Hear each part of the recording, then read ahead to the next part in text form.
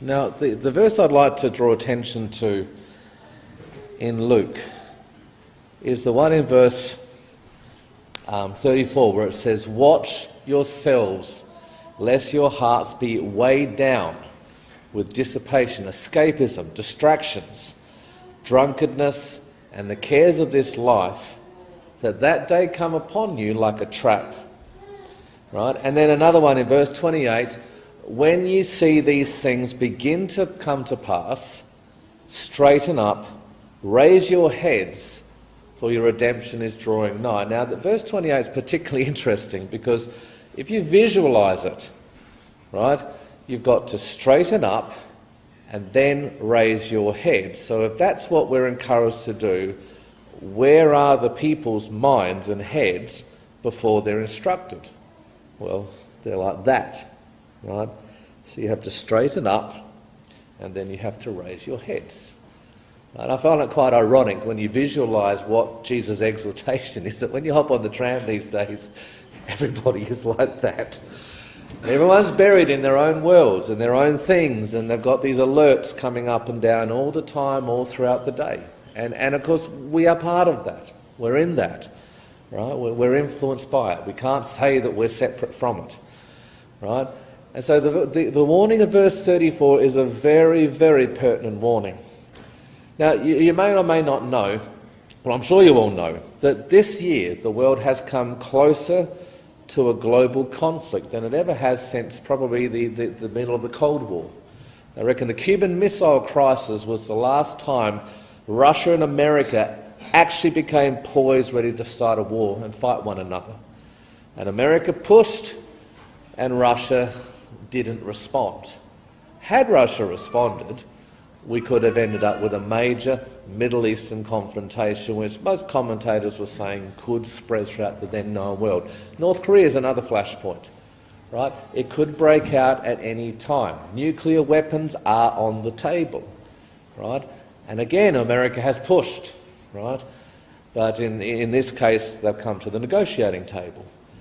Now, that's a first in my lifetime, right? That the nuclear powers have become this close to a war where the gauntlet was thrown down and responded to, and we thought, is Russia going to respond? Are they going to attack? Are they going to respond in kind? And they didn't.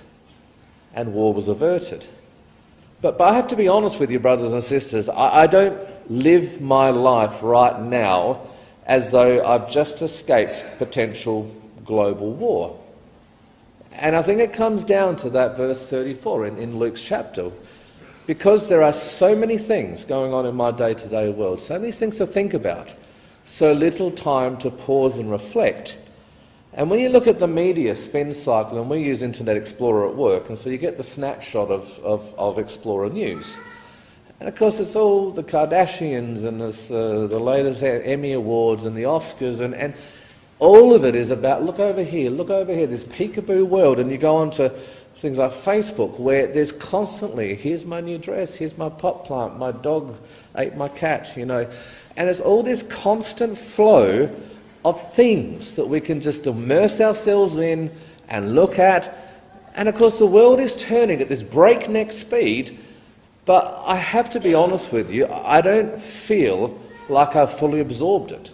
That we averted that crisis, and I never really had time to reflect and think, that's something.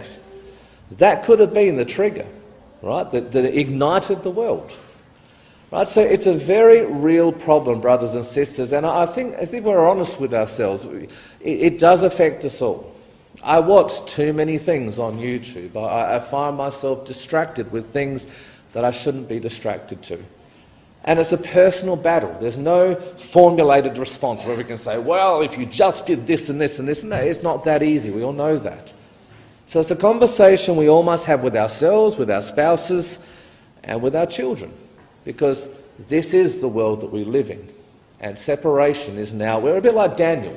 Here's Daniel, he's got a job in Babylon. How can you say separate from the world where every day you're going to Babylon and you're in the world? How do you separate? You can't. You're in Babylon. You're in the king's palace, right? But Daniel purposed in his heart that he was going to do certain things. He was going to make his little stands, and he took that stand. And he made sure that he understood Babylon and what Babylon's influence was. So what I want to do tonight is really just take a broad snapshot of all the things that are going on in the world, and not spend any one detail in any one particular area, but just look at all the different things that are converging in this exponential curve. I was talking to Carmel, and she mentioned Maddie Norton's current events talk he did in our camp a couple of years back, 4 years ago in fact, and he mentioned the J-curve, and he said how that in the J-curve the world is running into these exponential areas, these unprecedented places where they've never been before, but everyone knows it can't go on. Significant changes must happen. So what I'd like to do is look at all the J-curves that are in the world at the moment and just take a very brief snapshot on each and consider that each one of these things, each one of these issues demands a significant change in itself, demands a change in the way the world has been, right? Demands a change in the way we do things, right? The way we live, the way we worship, right? And for us to be prepared. Now, I'll put a question mark there, because as much as I'd like to say that it's all going to climax in the return of Christ, well, we may have another Middle Eastern confrontation before Israel truly lives without walls, nor bars, nor gates. Andy Walton's World Watch, he speculates that there may be another Middle Eastern war where the walls come down, where Israel is dwelling without walls, because at the moment everything is about who's on the other side of the wall. And you read Ezekiel 38 and it's without bars, nor walls, nor gates, dwelling confidently. And so I think there's a lot of merit in that idea. He actually references Psalm 87 to back it up, the Arabs and the Israelis fighting this last great war. If you get a chance, Google the Greater Israel Project. It's a foreign policy document that Israel released around the 80s, where they talk about extending the borders of Israel's influence. Ironically, from the Nile to the Euphrates. That's the language they use. And how their intention to guarantee Israel's security into the next 100 years, they cannot do it with their current borders. It is simply impossible. And so the only choice Israel feels it has is to expand or be absorbed.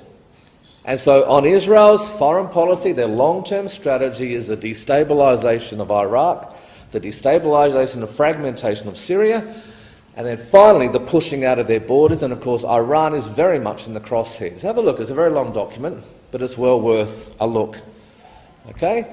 So as much as I'd like to say, well, Jesus is going to happen, we have to be prepared for the eventuality that there may be a few more things before Jesus does return. And for those of us with children, this is the world you're bringing your children into. We must be engaged. So on the side here we have a very hot topic at the moment is the total moral confusion of the world, which then leads into gender confusion. Now, I was in Hungry Jack's with my boy. We're trying to do this little father-son once a month where I buy them something cheap, and we have a chat just about how they're tracking. And so we're trying that this year, just so I can know where they're at and how they're thinking and all the rest. And they get a Sunday, much to my wife's disgust, and because we're on a health binge. But we were in Hungry Jack's, and they had the screen which shows all the Hot 20. Like the countdown, the latest and greatest. And we had to move, because there's these women twerking and carrying on. There's people in vulgar poses. It was the most vulgar thing. And this is a family restaurant, and you got this up on the screen, and there's children in that restaurant, and they're watching all of this go on. And so Hollywood now is currently facing a reform of sorts. Now, it's been going on for decades. People have been highlighting Hollywood's abuses for decades. But Harvey Weinstein and all these celebrities, the Me Too vote, are now saying, well, look at the terrible thing that's going on in Hollywood. Hollywood is a cesspool. Hollywood has one objective, and that is the utter breakdown and destruction of anything godly, Christian, moral, family-orientated. That's what they're dedicated to. You will find very few movies out there that exonerate Christian values. Right? In fact, Christianity is constantly under attack in some way, shape or form.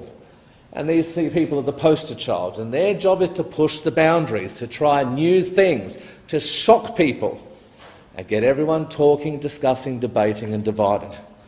Right? And of course the gender issue is very much on Australia's radar. They've now passed gay marriage. And so now we have to push gender equality, gender inclusion.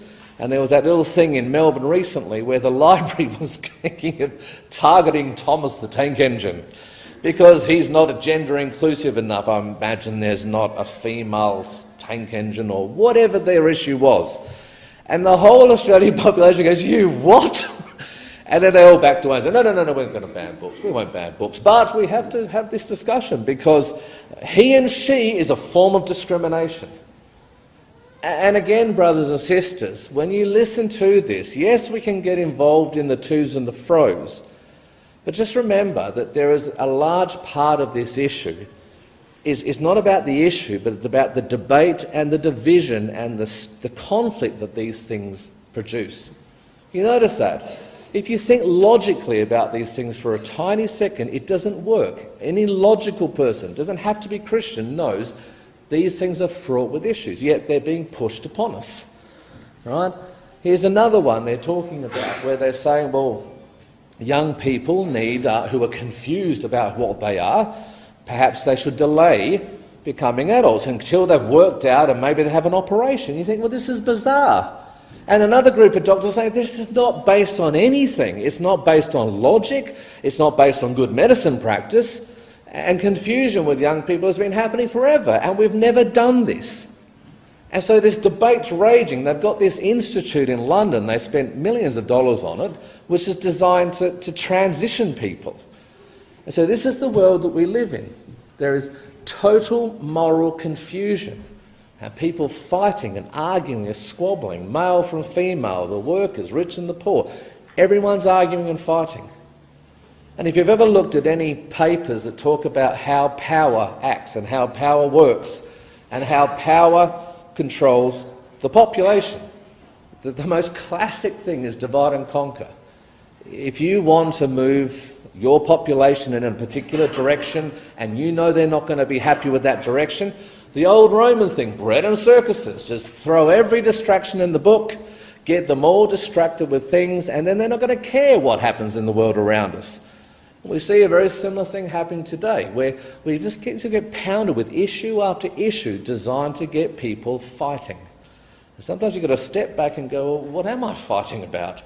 And is it the fight the point, and therefore I probably shouldn't fight, and I should probably not even worry about that and look at the other issues, look at the big picture. Civil unrest, of course, is tied in with all of this conflict. And here's a mob called the Guy Delt Project. Right? They are people that gather statistics and they put them in visual formats.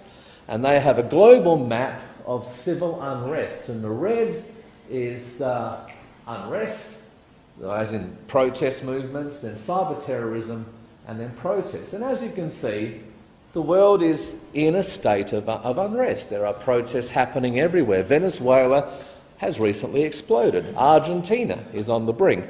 Brazil can't handle all the people trying to leave Venezuela.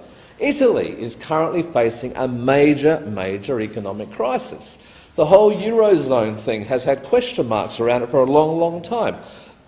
People are upset, people are angry, and people are protesting, and it's happening all over the world. This is one of those exponential curves where something big could well happen. And we mentioned the Venezuelan, they've got a refugee problem at the moment. People are so sick of the complete breakdown of Venezuelan society that they're actually leaving and trying to go into Venezuela. And the poor Brazilians can't keep up with it. Now, the other thing that we're talking about as well is the decline of the American empire. And this is something that's been gathering pace now for a couple of decades, but it's again ramping up. It's hit that exponential curve. Iraq tried to go off the dollar. America attacked it. Venezuela tried to go off the dollar. There was an aircraft carrier on their doorstep. So America has been able to keep people firm to the dollar, right, for a long time. But now Russia and China are not powers that are so easily pushed around.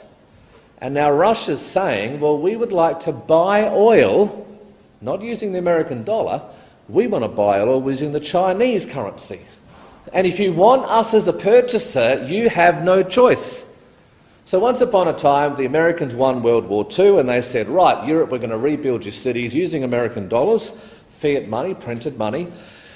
The deal is you're using the dollar for everything you ever do from ever after. So America became the reserve currency, which allowed America to do amazing things. They could expand their currency and fight wars, but because everybody was using the dollar, a tiny 5% increase would filter down as inflation, whereas Zimbabwe tried to inflate their way out of their debts, and a loaf of bread cost $1 billion.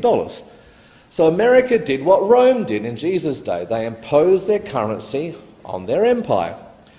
And then they said to everybody, hey, you can still redeem your currency in gold. We'll keep gold, and we promise we won't inflate it more than the gold we have in our vault. In the 70s, the French said, yeah, right, you're fighting the Vietnam War. There is no way knowing you are not inflating your currency. And the French started shipping back billions of dollars of cash and demanding gold. And they called their bluff. And America had not enough gold to satisfy the dollars in circulation. They'd lied. So then they closed the gold window and they said, right, we're going off the gold standard. Not going to happen anymore. A few months after that, they struck a deal with Saudi Arabia over the petrodollar. And so the dollar has been tied to oil ever since. So oil-producing countries demand payment for oil in American dollars, then they get those dollars and they cycle it back into America and they buy government debt, and they get an IOU from America, which is interest-bearing, which is why Saudi Arabia owns probably around 12% of the entire of America, because they've been cycling dollars back into America, because America always runs a deficit. And that's how it's been working. So China, if they wanted to buy oil, it was like, sorry, you must use American dollars. That's the only currency we'll accept. Now China is so big, they can say, well, guess what? We're actually only going to be paying with this. If you want us a customer, if you want Chinese business, you will accept it. And everybody's changing over. Russia has done something similar. Putin has said, we are not going to accept American dollars at our seaports. Now that is huge. Basically, Russia is saying, if you want to trade in Russian goods and bring Russian goods in, you better have rubles. Otherwise, you are not welcome in our seaports. And so these second and third most powerful nations have said to the American dollar, come on, bring it. This is what we're doing, and if you think you can take us both on, good luck to you. And of course we have the lesson of Hitler and Napoleon for anybody who's ever tried to take on Russia. Best general they have is General Winter. Works every single time. And so Russia's response to the sanctions which America has been hitting them with is to say to everybody, hey, we're doing it, jump on board. Right? China's got their new development bank. Right? Australia has joined, England's joined, and America's like, hang on, don't you realise that none of this development bank is going to be in dollars? And we're saying, well, yeah, we know, but we don't want to be left behind. This is kind of like where the future is. And so more and more countries are moving away from the American dollar. Now, what's going to happen to the current financial system? It's an exponential curve. We are due for a reset. We are due for something which will change currencies. These things never happen smoothly. They always happen with significant resetting, upset, right? On top of that, you've got the spectre of deglobalisation. The European Union is now fragmenting. It's starting to fall apart, right? People are questioning. Those people are being heard. They are almost winning elections. The European Union is hanging on by the skin of its teeth. Austria has just got a far-right politician, highly critical of the euro. We know about Brexit, don't we? The French lady, Le Pen, narrowly lost. Well, she could have won. She was close. She was a contender, right? So were the Dutch. Now Italy is talking about leaving, right? So it's not a union that you'd put your confidence in moving forward. It's another one of those potential exponential curves where the numbers of crises are getting to the point where something could happen. On top of that, China is merrily blasting away with its Silk Route, and that is a railroad that goes from Beijing to London in 3 days. That's the plan. High-speed rail. And so they're saying to the Americans and the British, well, you may control the seas, you may control all those things, but you don't control our railway. And so they're going to build Eurasia, they're going to pull Eurasia together using all these high-speed rail systems. And so they're saying, well, to everyone, get on board. We don't like the way the Americans have abused their monopoly. China's going to do things differently. China is going to conduct business equitably. And you know what? They are. When China moves into Africa, they give good deals, much better deals than the Americans, which is why the Africans are saying, well, we find America quite exploitative. We find China quite generous. We would like to do business with China. And America, again, is losing its influence. And so this, of course, deals with the declining American empire. Since World War II, it has been Pax America. America has been the empire that has imposed its will on the world. That is now about to change, and we see a lot of fragmenting, we see a lot of deglobalisation, and there's talk of a dollar transition and what the future will hold. And along comes a guy called George Soros. If you ever want an interesting case study, look at this man's influence in Europe and look at the kind of things he's put his money towards. Russia's recently banned him for interfering in their internal politics. Right? But he's got the solution to keep Europe together. And he admits that Europe faces an existential crisis. The existence of Europe is hanging in the balance. Something has to be done, and it has to be done now. And he said that May this year. And this is in the last 3 weeks of headlines. Right? So we have Italy's political crisis and the danger it poses to the global economy. We have Al Jazeera. Venezuela is about to explode. We have CNN. Turkey's economy is at risk as their currency takes a nosedive. Right? We have the Argentinian peso is also having problems. Right? We know of Venezuela, we know of Brazil, and it says that the other one is how the next economic crisis could make or break cryptocurrencies. And so everywhere you look, and these are all in the last 2 weeks, we have a world where the exponential curve is getting to breaking point.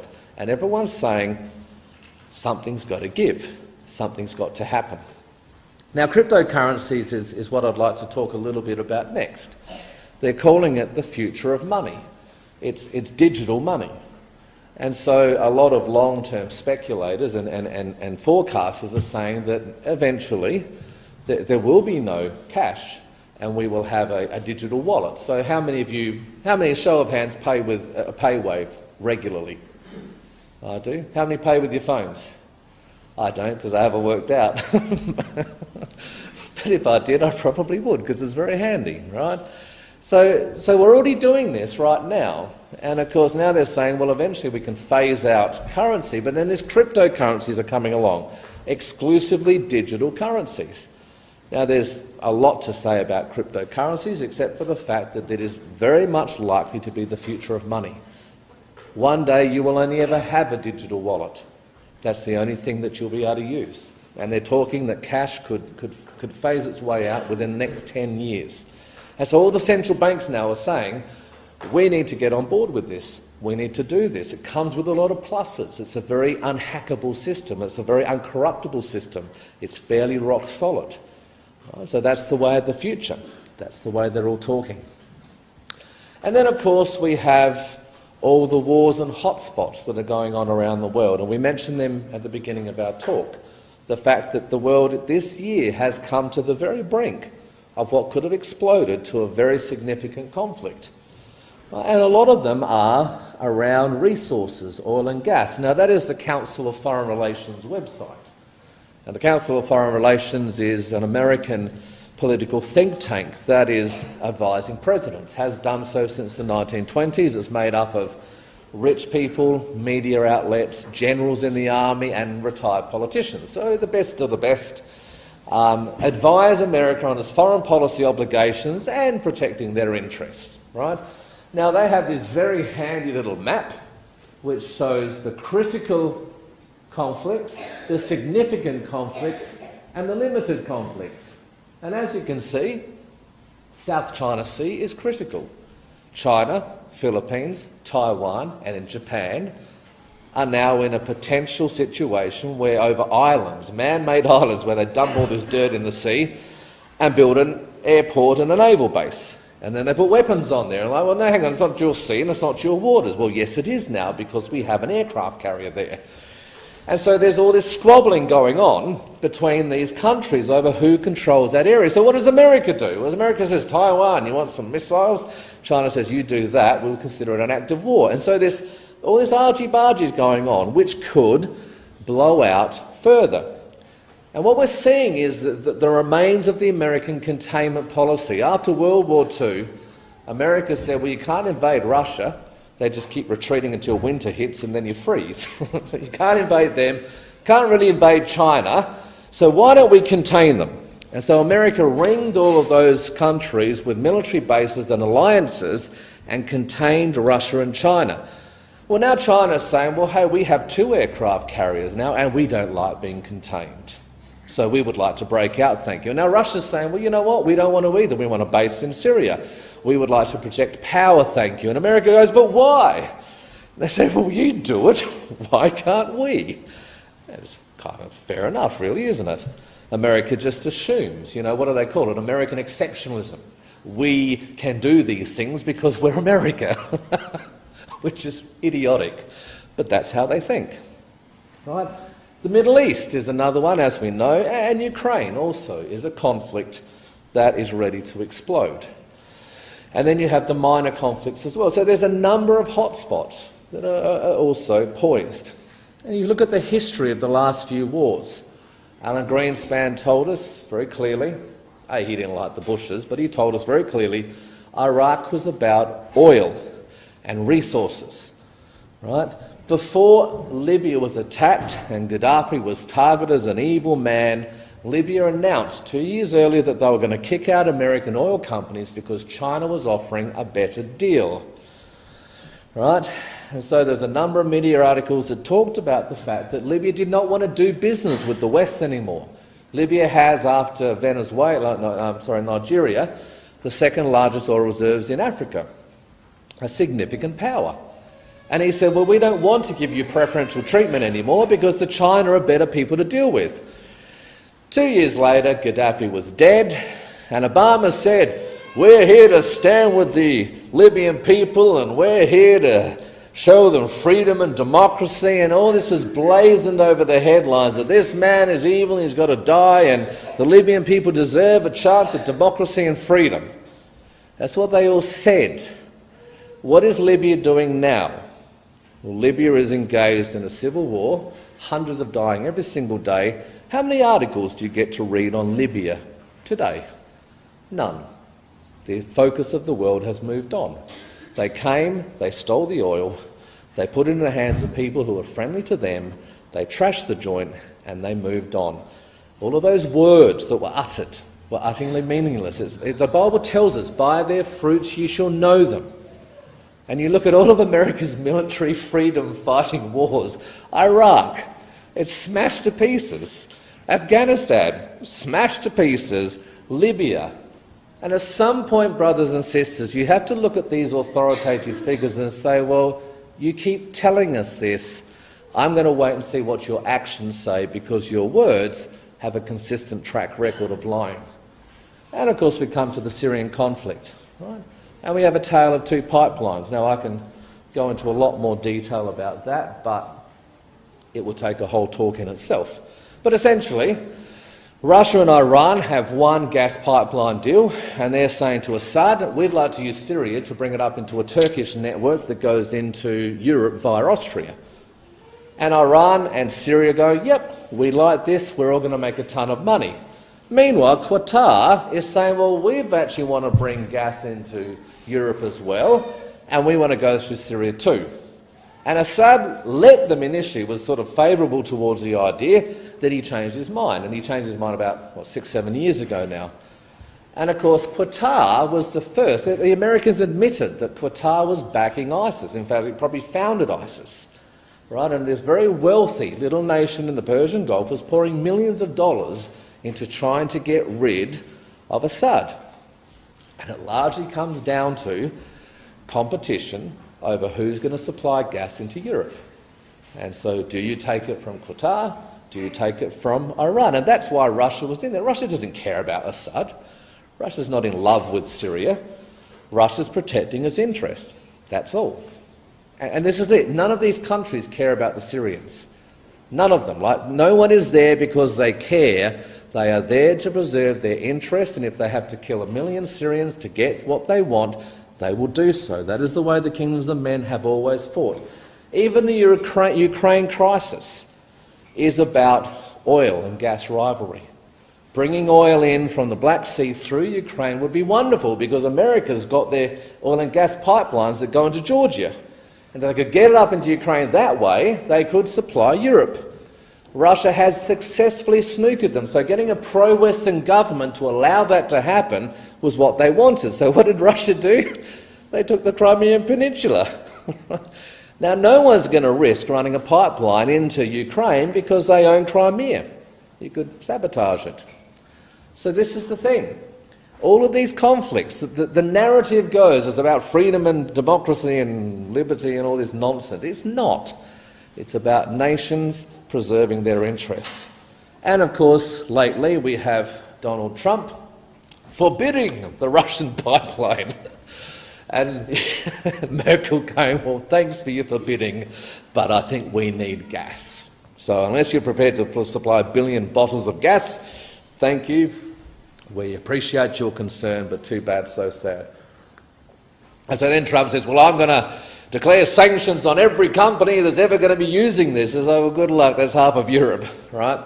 So there's these bizarre things going on. Like, honestly, we are in a place that is without precedent. I mean, Donald Trump is just like, you know, you've got this failing empire, right? And everyone knows it's failing, but it's like a sanction for you, a tariff for you, a trade war for you. And it's just like, the world's going, you really want to bury yourself that quickly? Because you know what? We're working out we don't need you anymore. And you just think, is anybody telling him this? Is anybody saying to him, well, hey, don't you realise that the history of the world, tariffs always, like trade wars, always precede world wars, always, where the alliances break down. But here we are, history is repeating itself, and he's ratcheting up the tension everywhere. Right? So, Russia and Europe, and what's going on at the moment. Actually, I'll duck back a little bit onto the trade wars, because that's really what's affecting Europe at the moment. So the ASX has said, we're facing uncertainty because America, Donald Trump, has single-handedly sparked a global trade war. Now, what's a trade war? Well, America had a free trade agreement, which meant you bring your goods in and we won't tax those goods. And we give our goods to you and you won't tax us. That's free trade. So America's saying, well, hey, we can't compete with the Chinese. They can pay their people less and make our products cheap. So right, China, if you want to bring your gear into America, we will be increasing the taxes by 30%, 25%. But he hasn't just done it to China, he's done it to Germany. That's America's ally. He's done it to everybody. Canada's facing tariffs, and he's just gone around the entire world going, right, tariffed. And everyone's just like, you what? You were the ones that were pushing hard for free trade agreements, and now you're turning around and you're doing all of this. And so there's all these articles out there, just this last fortnight, the world is on the brink of a major trade war. And you think, as if the world didn't need any more to be added to the curve. And yet here he is, going mad with his tariffs. And so now Europe's looking at itself and going, well, all right, because the Americans were ramping up the fear, we looked at Russia as a problem and we went along with NATO and all the rest. Well, now the head of the ECB, or the ex-head of the ECB, EU Commission President, Jean-Claude Juncker, who used to be the head of the European Central Bank, he's just said, well, Europe, in the face of America, we're trying to do things right by them, but they're hurting us, maybe we should re-examine our policy towards Russia. Maybe we should start working with Russia a little bit more. And you know what? All the German corporations are going, yes, that's what we want. We don't want this. The political dialogue is dominated by global events, but on the street level, the companies and the corporations, they operate at a different level. And the inertia in France and in Germany is very much, Russia's good for business. We want to do business with Russia. And now America's just made itself the world's worst enemy. Well, there's a natural symmetry. Well, forget about the Atlantic. Let's focus on Eurasia. So, as you can see, brothers and sisters, there are so many snapshot things that when you look at them, you think, that can't go anywhere but somewhere not good. And that is unsustainable, and that's going to wind up in not a good place. And you think, well, where is it all going to head? And what is the world going to look like? And that's something which I think we need to think about ourselves. So now I'd like to deal very quickly with the idea of the technological invasion of our lives. You may have heard of the Internet of Things and IPv6. So at the moment when you go on the internet, you're allocated a number. That might be 192.168.1.257. And so you're not you're a number. And your number interacts with web pages that are also numbers. And everybody's got a number. It's a bit like the phone system. In the phone book, you're not you're a number. That's all you are. But the length of the numbers it only allows for a limited amount of things to be on the internet. And so we're now running out of numbers. There are so many web pages and so many people all online, all given their own number, that these 192.168.154. Is not enough. So IPv6 has come along, which is a new format of identifying people on the internet. It's interspersed numbers and letters, and I think it's, 12 characters? How long is it? It's quite long. 6 octets. Huh?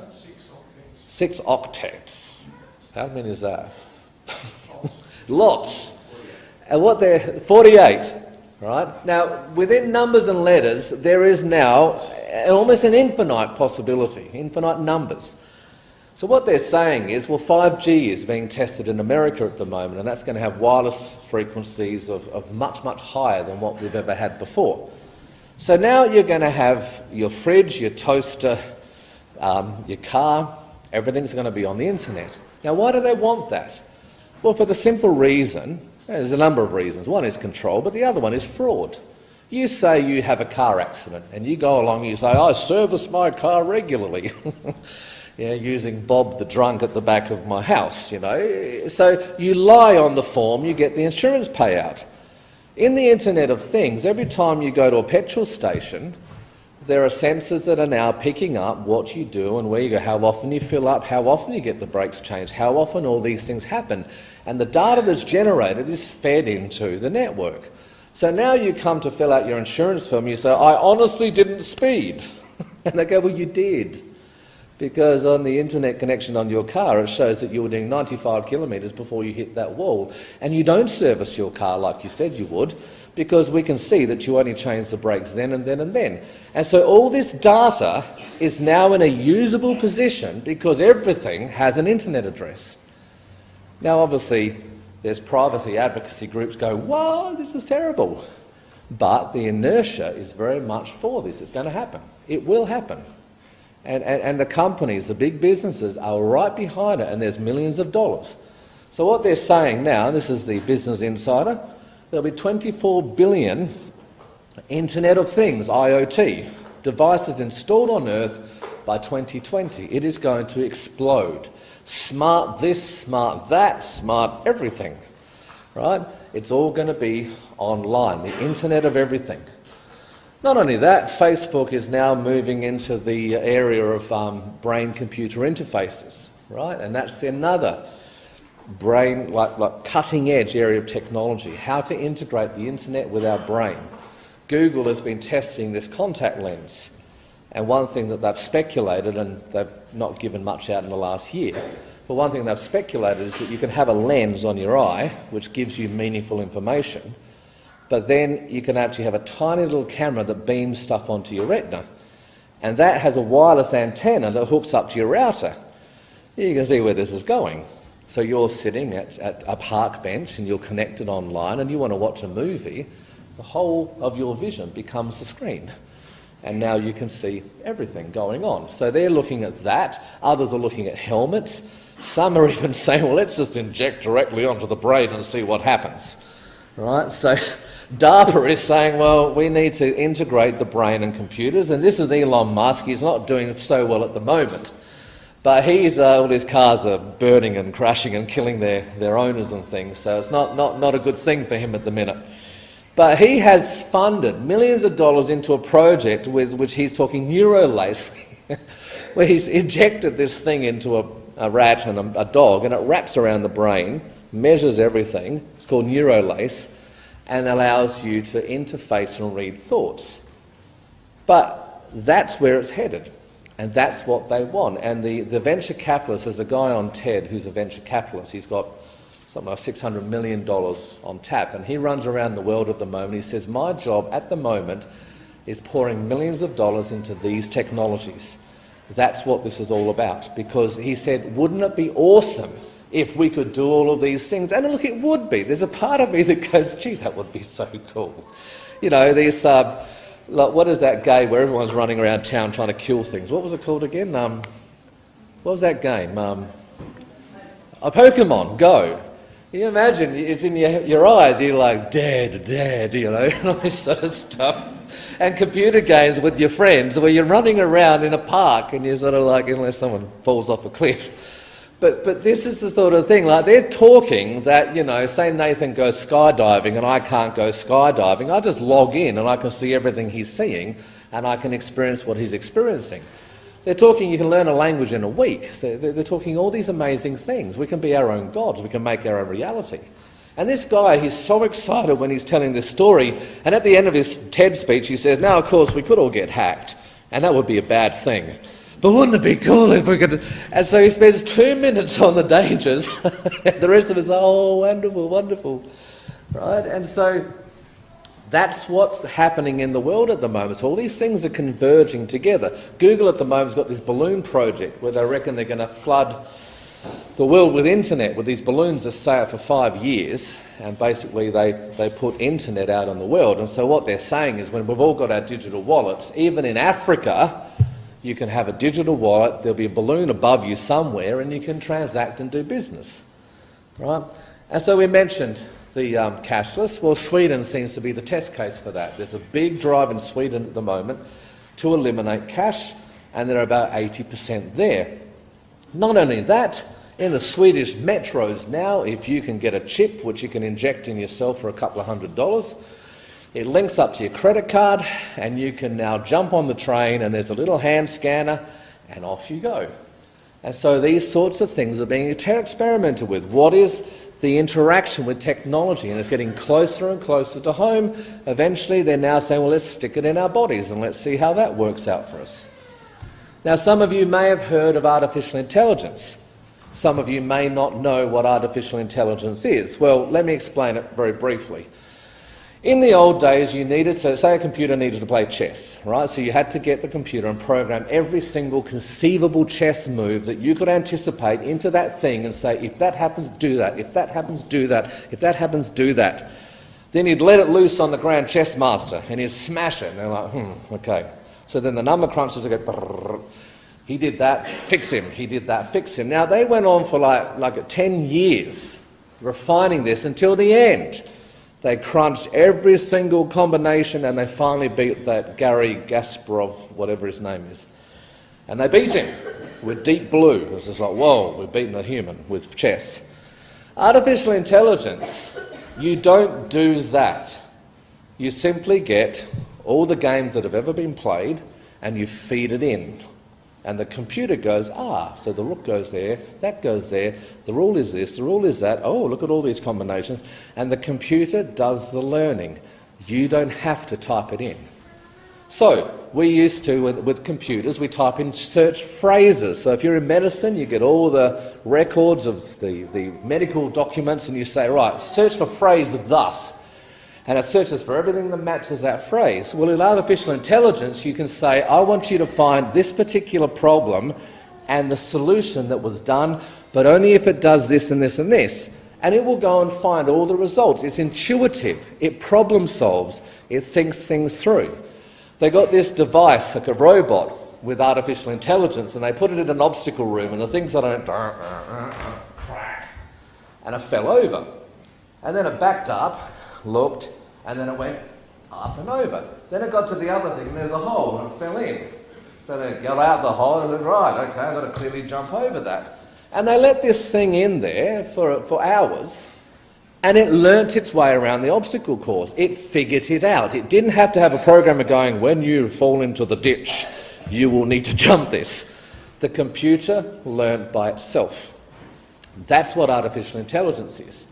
So Vladimir Putin comes along, and there's now an arms race, because they're saying, whoa, so you can program a robot drone to work out what targets are, and when it sees it, the drone will fire without any human instructions.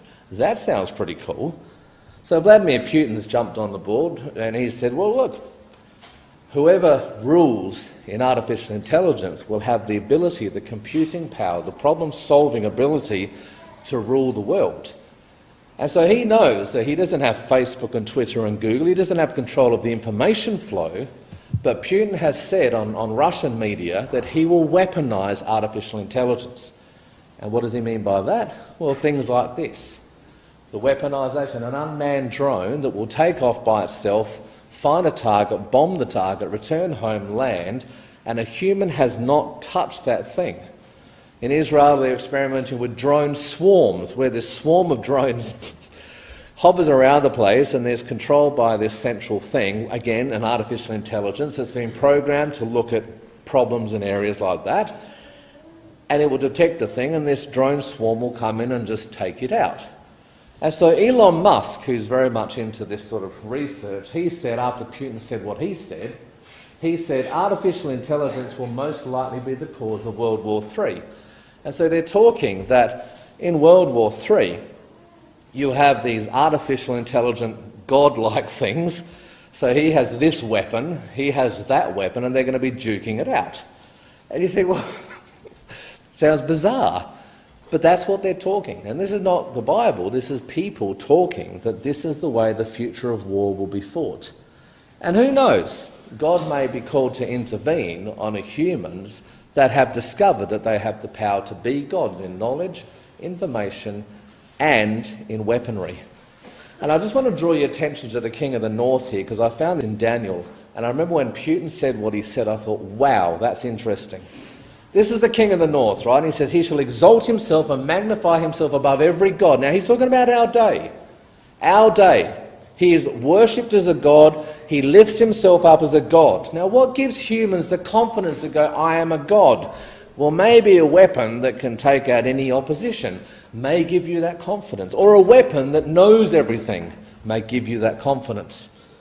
And he says, he speaks marvellous things against the God of gods, and he shall prosper till indignation be accomplished. Neither shall he regard the God of his fathers or the desire of woman or any god, because he will magnify himself above all. And in his state he shall honour the God of forces, a God who his fathers did not know. Now, if the Bible's trying to predict our day, people are saying that artificial intelligence will give us godlike powers to weaponise the world and to fight wars. So maybe that Russia will come down into Israel and they will have some super weapon that makes them completely impervious to the fact that this man does genuinely feel that he is a god because he has this power, and that he is basically accepted that he has this godlike power. And the thing is, the man of sin in Thessalonians and the king of the north in Daniel 11 both share these attributes where they elevate themselves as gods and they accept it as gods.